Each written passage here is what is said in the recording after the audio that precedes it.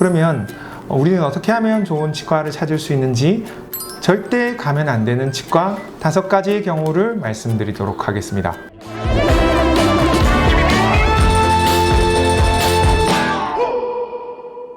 안녕하세요.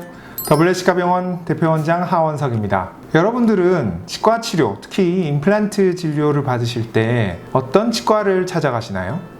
아마 다들 좋은 치과를 찾기 위해서 노력을 많이 하실 텐데요. 어떻게 해야지 좋은 치과를 찾을 수 있을까요? 가격이 저렴한 곳이 꼭 좋은 곳은 아닐 거고, 사람이 많다고, 환자가 많다고 꼭 좋은 병원은 아닐 겁니다. 그러면 우리는 어떻게 하면 좋은 치과를 찾을 수 있는지, 그 방법에 대해서 오늘 말씀해 드리도록 하겠습니다. 그래서 오늘 여러분들이 쉽게 구별할 수 있도록 절대 가면 안 되는 치과 5가지의 경우를 말씀드리도록 하겠습니다. 영상 끝까지 시청 부탁드리고, 궁금하신 부분은 댓글로 달아주세요. 속 시원하게 답변 달아드리겠습니다.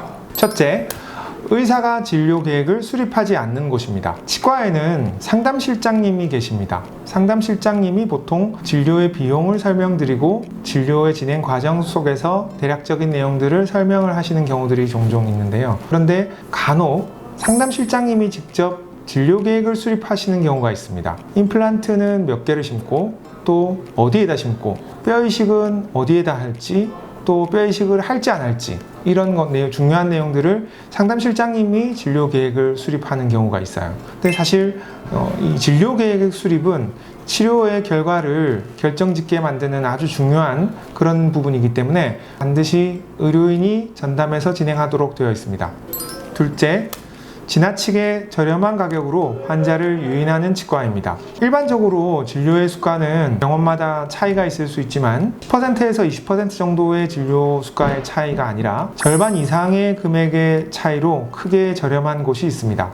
특히 진료 비용이 지나치게 저렴한 곳에서는 아주 저렴하게 진료를 진행을 하다가 몇 년 뒤에 병원을 폐업을 해버리고 병원이 없어져 버리는 경우들이 종종 발생합니다. 그래서 그런 경우에는 환자분들이 피해를 보시게 될 수 있기 때문에 지나치게 진료 비용이 저렴한 곳에서는 진료를 받지 않으실 것을 추천드립니다.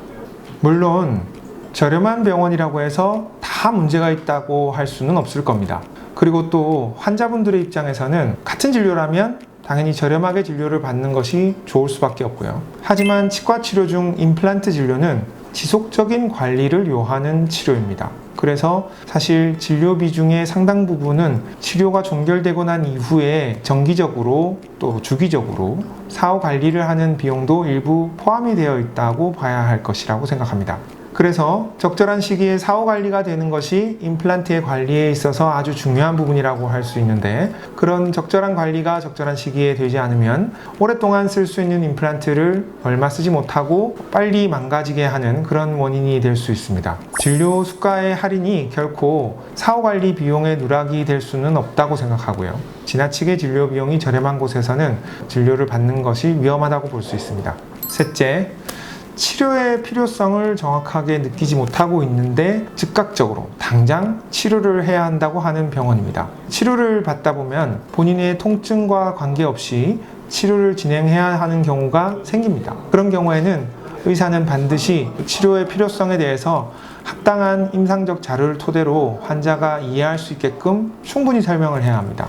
그런데 그런 설명이 충분히 되지 않은 상황에서 이 치료는 꼭 필요한 치료니까 반드시 충치 치료나 발치 치료나 이런 것들을 해야 된다 라고 강요하는 치과는 사실 문제가 있다고 볼 수 있습니다.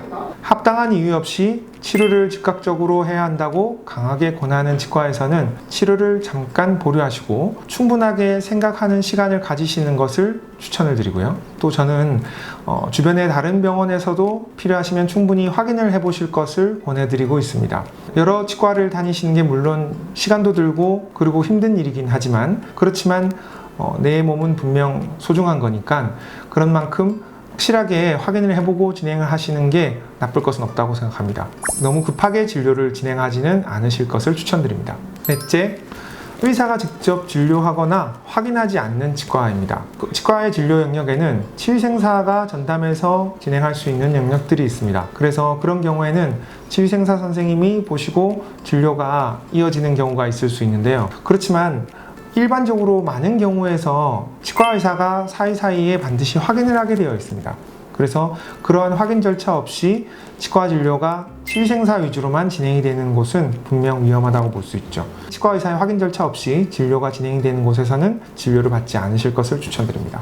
다섯째, 의료진과 대화하기 힘든 곳입니다. 치과 치료를 받다 보면 궁금한 부분들도 생기고 치과 진료의 진행 과정 속에서는 의사의 필요한 설명들이 반드시 포함되어야 되는 부분들이 있습니다. 그런데 모든 과정을 상담 형태로 진행할 수는 없겠지만, 그렇지만 또 그 반대로 치과 의사 선생님과 전혀 교류 없이 진료만 이어지는 것은 분명히 문제가 있다고 볼 수 있죠. 간단하게라도 치과 의사 선생님께 이게 문제가 없는 상황인지, 또 진행되는 과정에서 내가 알아야 되는 건 없는지, 이런 것들을 꼭 확인하는 절차, 이런 것들이 꼭 필요하다고 생각하거든요.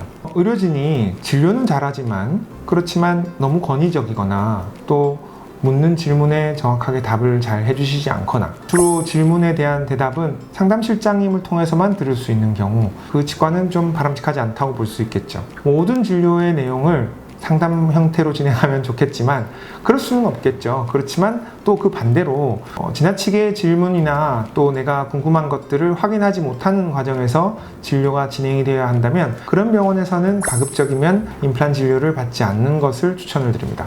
치과에 대해서 전문 지식이 없는 여러분들이 좋은 치과를 찾기는 참 힘들 수 있습니다. 오늘 제가 소개해드린 영상 보시고 좋은 원장님 찾으시고 좋은 진료 받으셔서 우리의 건강한 치아, 소중한 치아를 오랫동안 건강하게 사용하실 수 있길 바랍니다. 감사합니다.